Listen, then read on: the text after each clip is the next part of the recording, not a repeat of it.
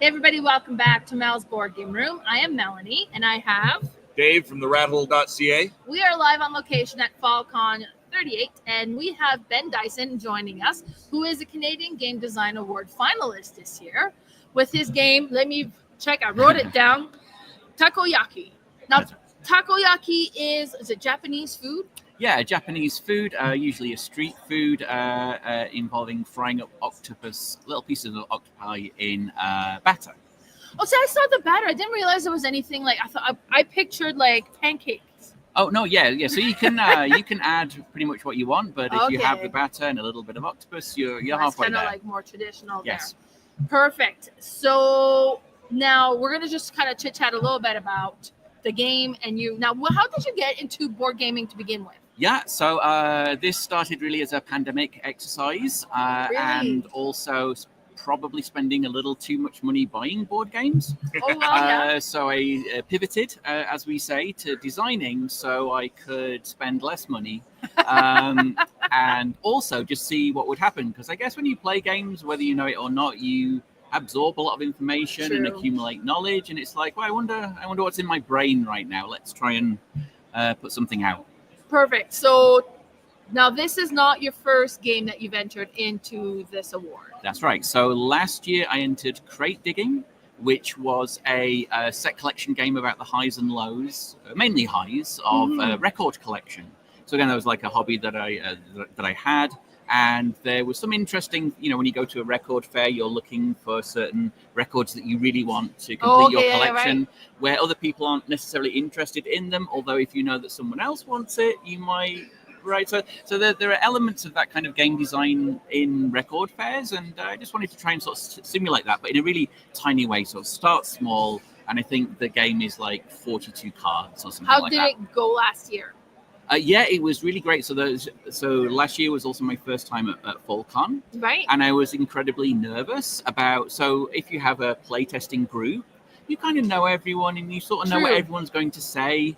And, when you submit something to a competition, you can't be there hovering over people, making sure that they're doing the rules properly. Right. And, they get to really think and say exactly what they want. So you have a much diverse range of opinion, and the game is a real test of whether it stands on its own. So all the feedback I got was super great last year. Wonderful. Yeah. So you were finalist again last year. That's right. Yes. Perfect. Yes. Wonderful. So those are two very different themed games. Yeah. I didn't get to play your game last year. Yeah.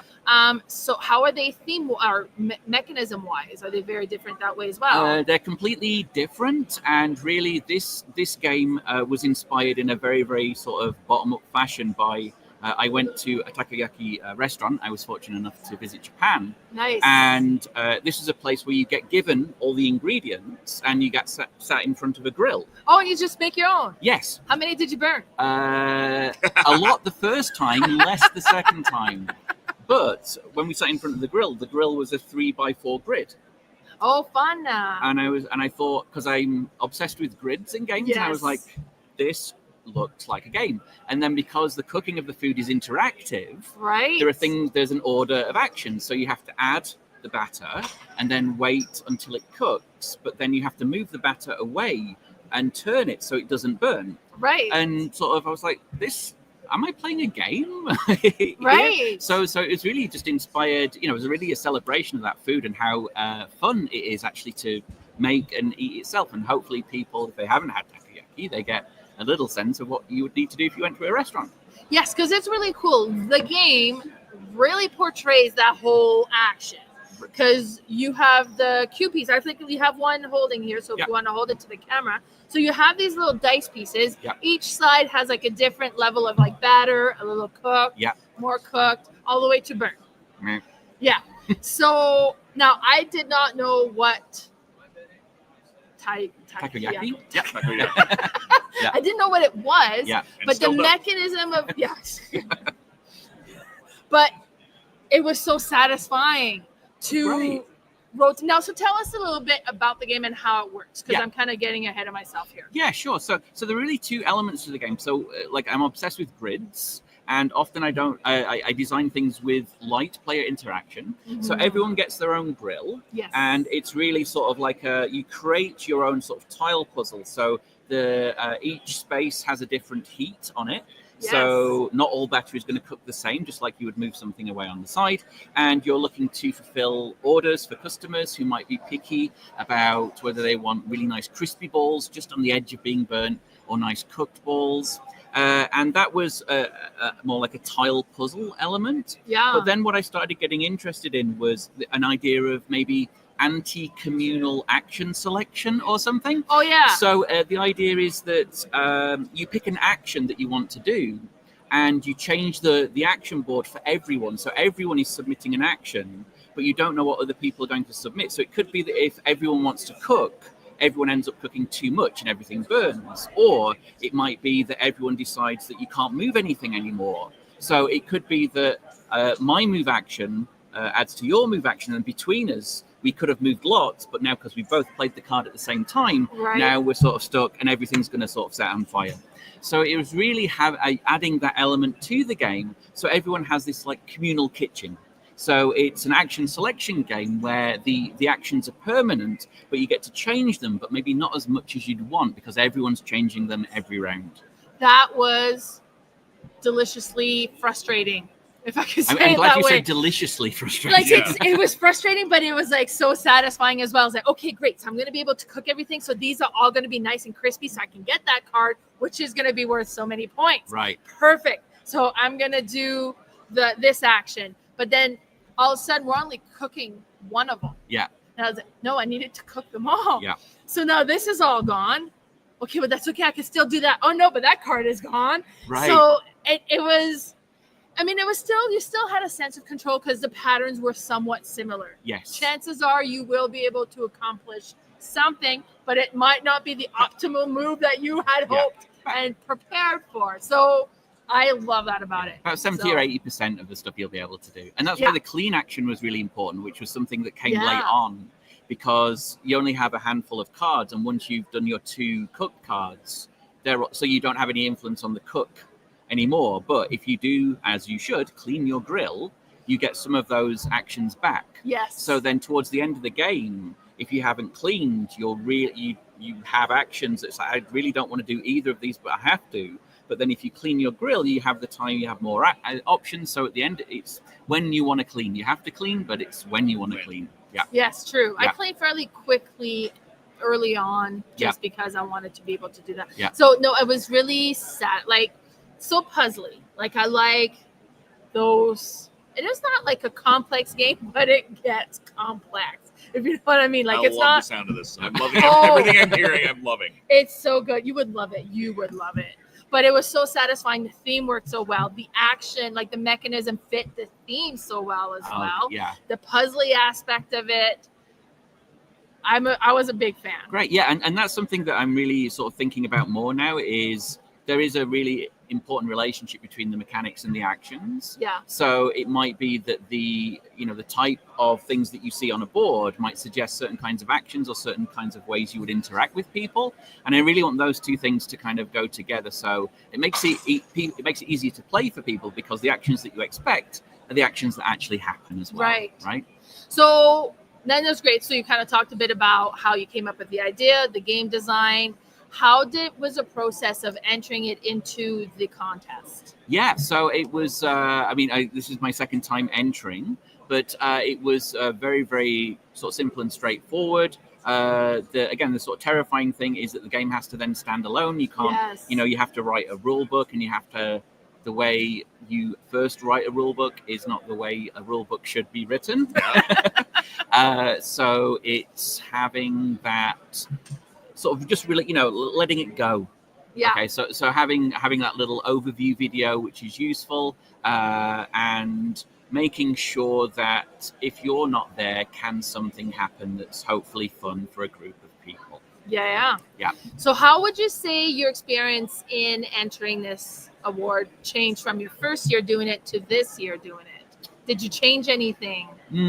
Yeah, so I think what I Games.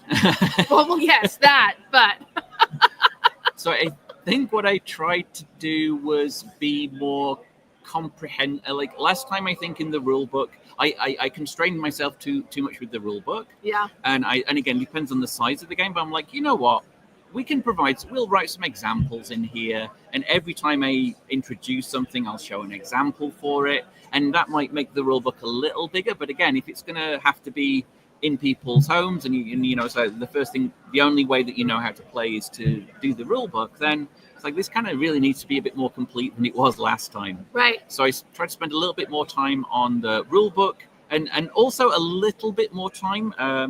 Graphic design is not my passion, but just try and make things, at least in terms of the icons, even though it's maybe not pretty, at least it's functional. So you can tell the difference between a piece of batter that's raw and a piece of batter that's starting to cook a little, Right. and you can tell that this is a burning ball versus a cooked ball. Because you have those little flame to show how far along it is. Yeah, So and trying to just make sure that a noun project, which is a resource online, they have millions and millions of icons designed by amazing people, which you can subscribe to, and those have been just so important in terms of helping to get those games along, because without those things it would be very, very difficult to communicate those ideas. True. Yeah. Perfect. So you got this one. You're entering next year. Do you know yet? Do you have anything percolating? I really like FallCon, and I really like the community, and it's really nice seeing people from last year. And it's like, so it's really, really nice. The feedback is always really positive. The way Prototype Alley is set up is really great. So yeah, I mean, I think this will be a pretty permanent fixture for me. Wonderful. And you are demoing this over in the Prototype Alley, right? Yeah. So we did a big run of them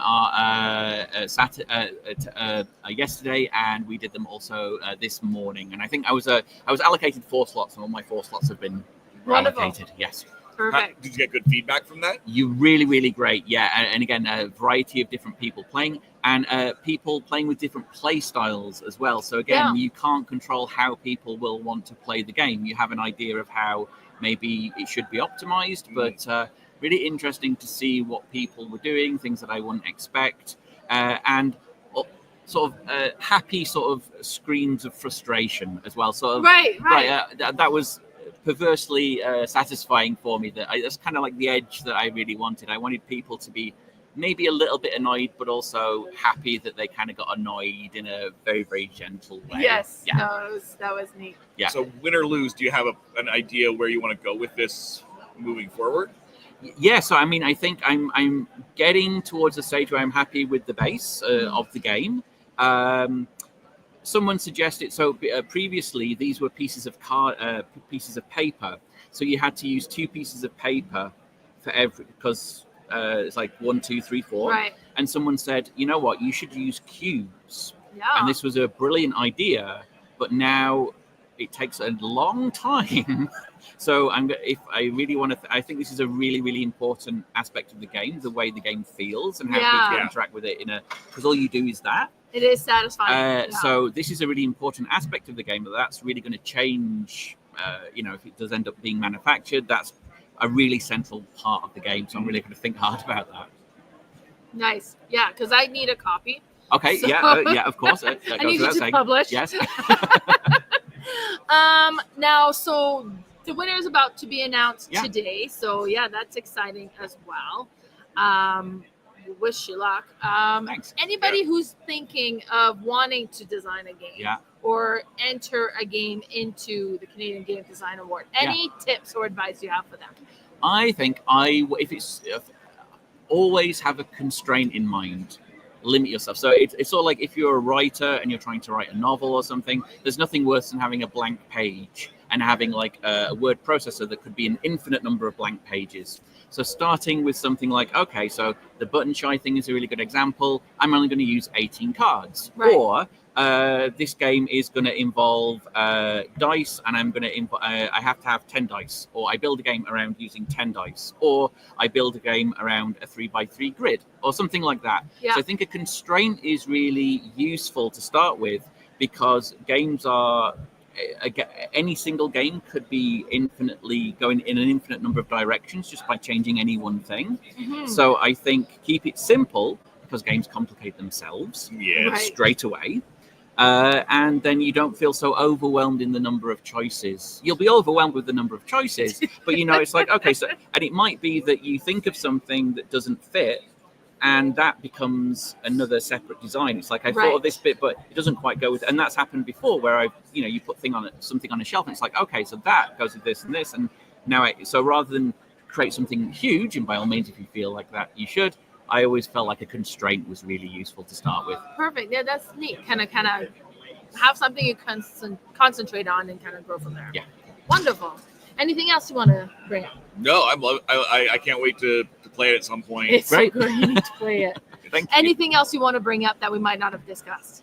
No, just do attend FallCon, because it's awesome. Everyone's really, really friendly, and you can play whatever you like. So come on down. Wonderful. Ben, thank you so much for joining us today and talking about your Thanks a game. lot. So be sure the winner's going to be announced today at 5. So we'll do kind of a quick something afterwards, kind of announce the winner. We have 2 more finalists that's going to be joining us on the channel tomorrow. But yeah, thanks so much for tuning in. Bye, everybody. Bye-bye. Bye. Bye-bye.